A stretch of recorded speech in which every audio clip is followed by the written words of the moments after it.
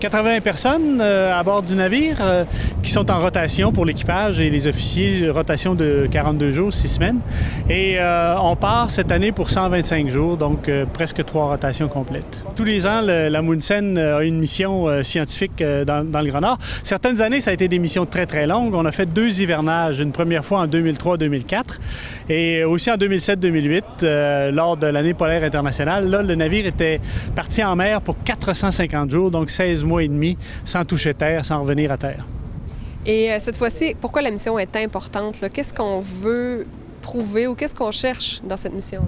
Eh bien, il y a évidemment le suivi annuel. C'est avec les changements climatiques, on essaie de quantifier la réponse des écosystèmes, la réponse du régime de glace, etc., aux changements qui sont en train de se produire. Et ça, ces changements-là se produisent sur plusieurs décennies, évidemment.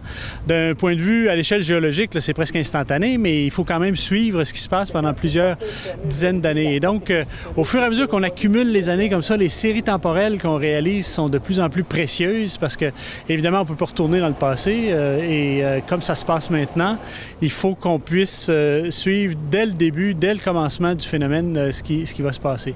Et ça, c'est extrêmement important parce que si on arrive à déterminer à quel rythme l'Arctique va se réchauffer, on va avoir aussi une bonne idée à quel rythme les latitudes où on vit vont se réchauffer et surtout jusqu'à quel point ça va se réchauffer, qu'est-ce que ça va être l'intensité du réchauffement climatique.